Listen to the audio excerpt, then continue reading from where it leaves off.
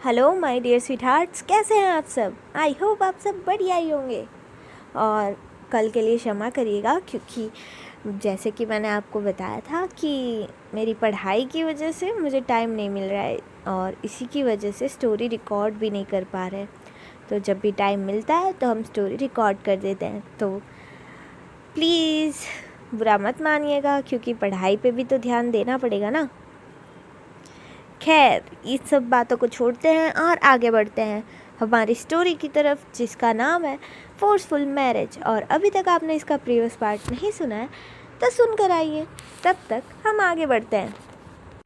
तो हमने सुना था कि देव जब आरुषि को हक करता है तो आध्या को बहुत ज़्यादा गुस्सा आता है और वो वहाँ से चली जाती है। देन देव आरुषि से माफ़ी मांगता है, जिसमें आरुषि कहती है, अरे कोई बात नहीं देव। और अब आगे तो आध्या साइड में जाती है और एक ड्रिंक लेकर वो बैठ जाती है। देन आध्या मन में सोचती है, मुझे ये गलतफहमी कैसे हो सकती है कि आरुषि ने इस कलर की साड़ी मेरे लिए पहनी होगी। वो इतनी प्यारी सिर्फ मेरे लिए लग सकती है, पर नहीं, उसने तो ये सब अपने उस देव के लिए किया। मैंने जो भी आरुषि के बारे में सोचा और समझा वो सब गलत था। तभी वहाँ पे देव आता है और कहता है, हेलो मिस आध्या, आप वहाँ से यहाँ बार काउंटर पर आ गई, सब ठीक है ना। आध्या उसे कुछ नहीं कहती, इनफैक्ट वो उसकी तरफ देखती भी नहीं है। देन देव कहता है, आई एम सॉरी आध्या, अगर आपको मेरी कोई भी बात या मेरी कोई भी हरकत बुरी लगी हो तो। अब देखिए ना, मेरा और आरुषु का रिश्ता ही ऐसा है कि वो मुझसे कुछ भी कह सकती है। जैसे कि अभी उसने मुझे आपसे बात करने के लिए यहाँ ज़बरदस्ती भेजा कि कहीं आपको मेरी कोई बात बुरी ना लगी हो और मैं आकर आपसे माफ़ी मांगूँ। तो बस मैं आ गया आपसे माफ़ी मांगने। हालांकि मेरी कोई गलती भी नहीं है, क्योंकि हमेशा से आरुषि मुझे हक करती है, उसी ने मेरी ये आदत डाली है। और आज भी जब मैंने उसे हक किया तो उसे बहुत अच्छा लगा। आप तो वहाँ से चली गई थी, बट आरुषि ने मुझे स्माइल के साथ कहा कि उसे इसकी कितनी नीड थी, उसने इसे कितना मिस किया था। आध्या को ये देव की बातें सुनकर बहुत गुस्सा आ रहा था। तभी आध्या अपनी ड्रिंक की ग्लास बहुत ज़ोर से टेबल पर रखती है और वेटर को वन मोर का इशारा करती है, लाइक होता है ना कि एक और ड्रिंक दो मुझे, ऐसे। और ऐसे ही आध्या ने कई सारी ड्रिंक्स पहले ही कर ली थी। अब यहाँ आध्या ने देखा हुआ था कि आरुषि स्माइल करके उससे कुछ बात कर रही है, तो आध्या को लगता है कि ऐसा ही हुआ होगा, लाइक अभी जो देव ने उससे कहा वैसा, जबकि सच तो कुछ और ही था। आरुषि स्माइल ज़रूर कर रही थी, बट जब देव उससे सॉरी बोल रहा था तो बस वो उसका मूड ऑफ नहीं करना चाहती थी और ना ही उसकी पार्टी ख़राब होने देना चाहती थी। इसलिए वो बस उसे स्माइल करके इट्स ओके बोल रही थी, जिससे आध्या ने देखा होता है। तभी देव कहता है, वैसे आप बुरा ना माने तो एक बात बोलूं। आध्या उसकी बात का कोई आंसर नहीं कर रही थी और ना ही उसकी तरफ देख रही थी। तो देव कहता है, मैं आरुषु को बचपन से जानता हूँ, वो नॉर्मल गर्ल ही थी, पता नहीं क्यों उसने आपसे शादी कर ली। I mean she is a doctor और उसे बहुत अच्छे से पता है कि एक मैन ही एक वुमेन को कंप्लीट कर सकता है।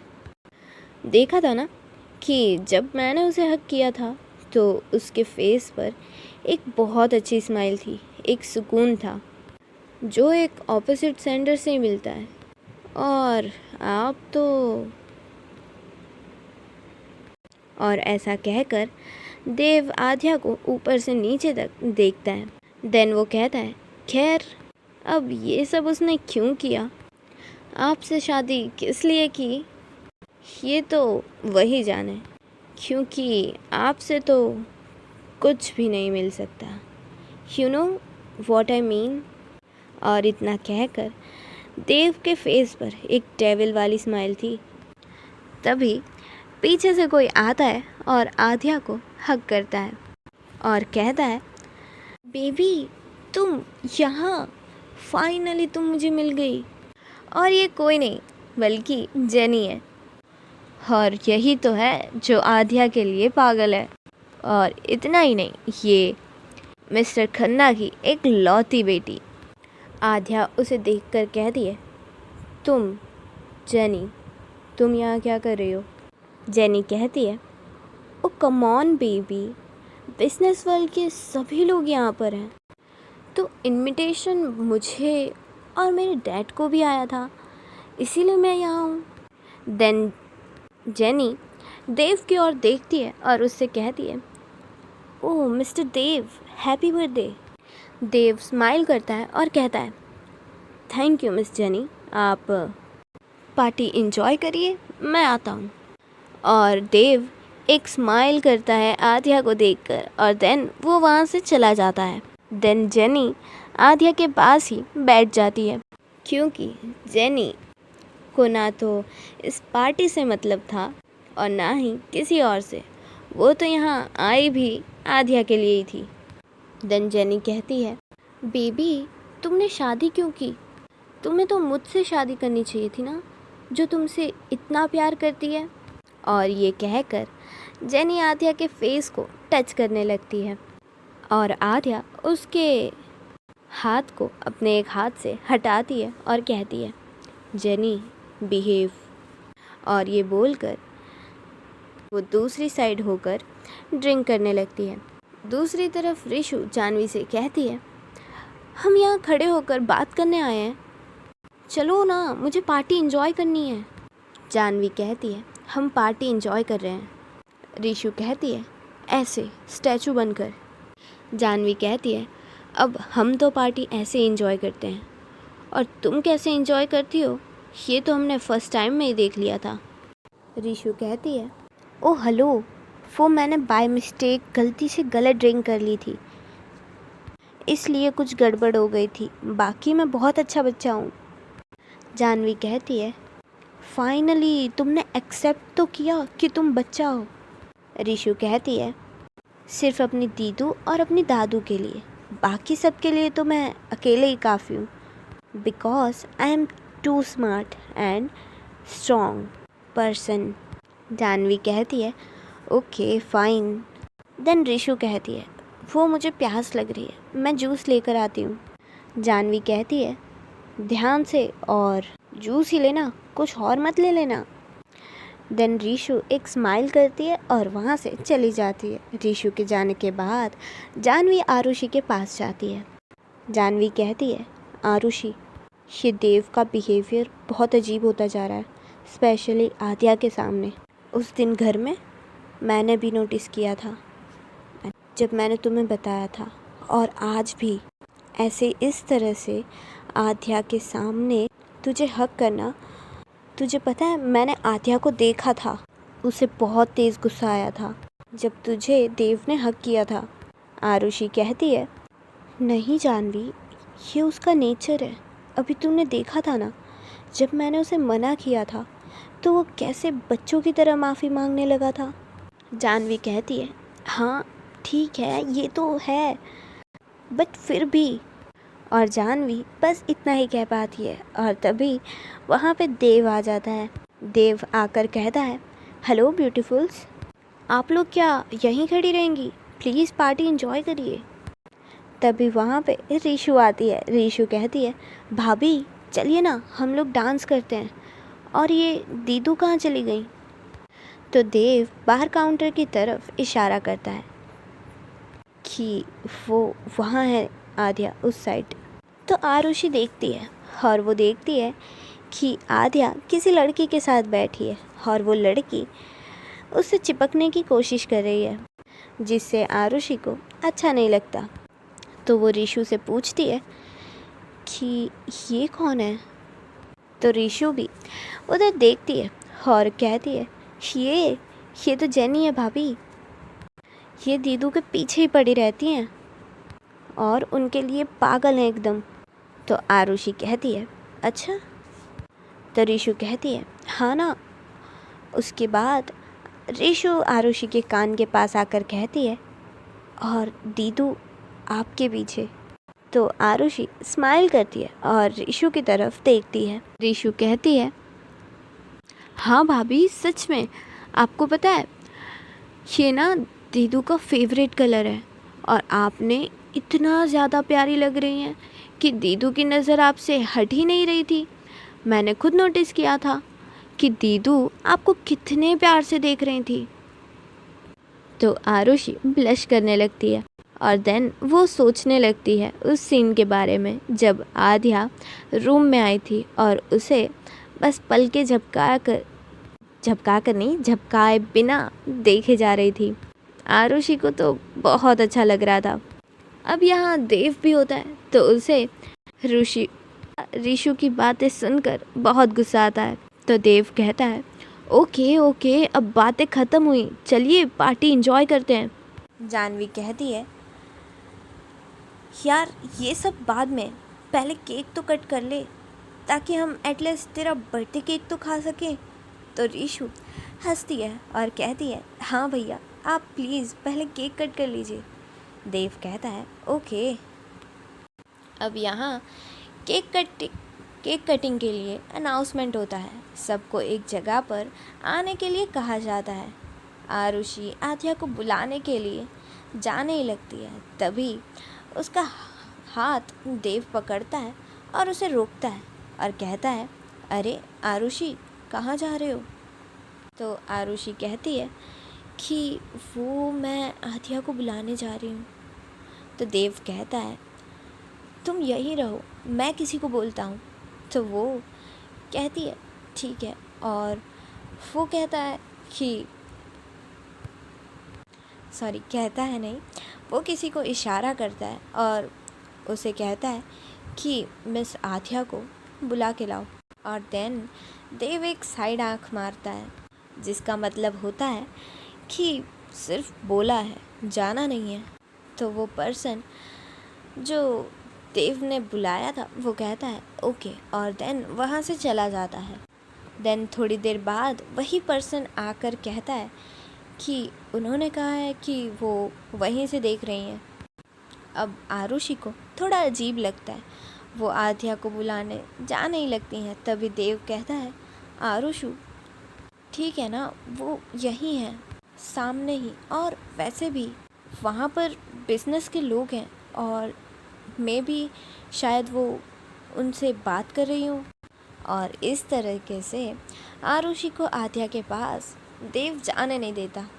और यहाँ दूसरी साइड आध्या जो बहुत ज़्यादा ड्रंक हो चुकी थी, वो अपने मन में सोचती है कि किसी को भी मेरी परवाह नहीं है। आरुषि के फ्रेंड का बर्थडे है, उस फ्रेंड का जिसके साथ वो बहुत कंफर्टेबल है, उसे मेरी कोई परवाह नहीं है। मैं क्या कर रही हूँ, मैं कहाँ हूँ, उससे उसे कोई लेना देना नहीं है। और यहाँ केक कटिंग स्टार्ट हो जाती है। हैप्पी बर्थडे सॉन्ग प्ले होता है, देव केक कट करता है और सबसे पहले वो केक आरुषि को ही खिलाता है और केक को थोड़ा उसके लिप्स पर फैला देता है। देन उसे अपने हाथ से टच करते हुए क्लीन करता है, जिससे आरुषि स्माइल करती है और कहती है देव कोई बात नहीं। और ये सब चीज़ें आध्या दूर बैठकर देख रही थी और अब उसे बहुत ही ज़्यादा गुस्सा आ रहा था।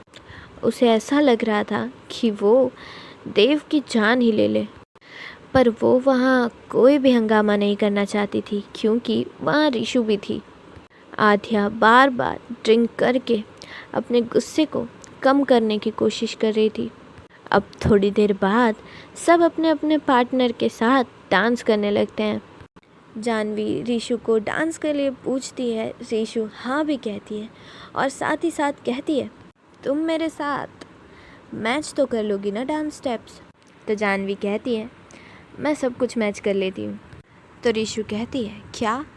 तो जानवी कहती है कुछ नहीं, मैंने कहा था ना तुम कच्ची हो। रीशु कहती है अब बोल दिया ना, तो अब दूसरी बार मत बोलना, वरना मुझे नहीं करना आपके साथ कोई भी डांस वांस। तो जानवी कहती है अच्छा ओके, आई एम सॉरी, चलो लेट्स डांस। और ये कहकर वो उसके साथ डांस करने लगती है। अब यहाँ देव आरुषि के साथ डांस करना चाहता था, क्योंकि तभी उसका प्लान सक्सेस हो पाता। वो जैसे ही आरुषि को देखता है तो आरुषि वहाँ नहीं होती, क्योंकि आरुषि आध्या के पास जा चुकी थी। देव मन में सोचता है नो नो नो नो, आज मैं किसी भी कीमत पे आध्या के करीब तुम्हें नहीं जाने दे सकता।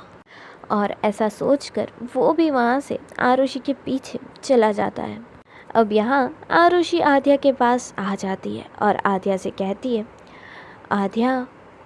अब आध्या को तो आरुषि पर बहुत गुस्सा आ रहा था, तो आध्या जैसे ही आरुषि को देखती है और कुछ कहने ही वाली होती है, तभी देव भी वहाँ आ जाता है। देव के आने के बाद देव कहता है कि आध्या, मैं और आरुषि डांस कर लेंगे तो आपको कोई प्रॉब्लम तो नहीं होगी ना। आध्या सिर्फ आरुषि की ओर देख रही होती है। तभी आरुषि कहती है नहीं, मुझे वो आध्या को। आरुषि कुछ कहती इससे पहले ही देव कहता है चलो ना आरुषु, देखो मैंने तुम्हारी मन की बात पढ़ ली, उसे कोई प्रॉब्लम नहीं होगी तुम्हारा मेरे साथ डांस करने में। और ये कहकर वो उसे उसकी कमर से पकड़ता है और डांस फ्लोर पर लेके जाता है। ये सब देखकर जेनी, जो कि आध्या के पास ही खड़ी थी, वो कहती हैं ये तुम्हारी वाइफ थी। She is such a down market girl, तुम्हारे होते हुए भी किसी और के साथ डांस करने चली गई। अब जैसे ही आध्या ये सुनती है वो उसे गुस्से से देखती है। देन जेनी कहती है ओह आई एम सॉरी बेबी, चलो ना हम भी डांस करने जाते हैं। अब तुम्हारी वाइफ तो तुम्हारे साथ डांस करने में कोई इंटरेस्ट नहीं है, तो तुम मेरे साथ ही डांस कर लो प्लीज़, चलो ना प्लीज़। आध्या कहती है मुझे नहीं करना। तो जेनी आध्या के पीछे बैठ जाती है, पीछे लाइक दूसरी चेयर पर उसके पीछे, और कहती है देखो ना बेबी, तुम्हारी वाइफ अपने क्लोज़ फ्रेंड के साथ कितना क्लोज़ होकर डांस कर रही हैं, हम भी करते हैं ना प्लीज़। तो आध्या एक बार आरुषि की ओर देखती है और देन जेनी का हाथ पकड़ती है और उसे डांस फ्लोर पर लेकर जाती है और फिर डांस करने लगती है। ओके देन, आज के लिए बस इतना ही। अभी तो हम चलते हैं, लेकिन कल आएंगे और जैसे कि मैंने आपसे कहा था कि ट्विस्ट लेकर आएंगे, तो कल के लिए रेडी रहिएगा और थोड़ा बेसब्री से इंतज़ार करिए, क्योंकि ये ट्विस्ट बहुत मज़ेदार होने वाला है। और हाँ, शायद से थोड़ी गैप हो सकती है, क्योंकि जैसे कि मैंने आपको बताया पहले ही कि मुझे स्टडी पर भी ध्यान देना है, सो इसीलिए शायद हो सकता है कि कभी वीडियो ना भी आए, तो बुरा मत मानिएगा। मुझे जब टाइम मिल जाता है तो हम स्टोरी रिकॉर्ड कर लेते हैं, उसके बाद देन हम उसे पोस्ट करते हैं। सो इसी के लिए जब मेरे पास टाइम होगा तब तक आपको स्टोरी मिल जाएगी सुनने को। और ठीक है, ज़्यादा बकवास नहीं करेंगे और आगे बढ़ेंगे, इसी के लिए हम चलते हैं। और हाँ, आप सब सब्सक्राइब करना मत भूलिएगा।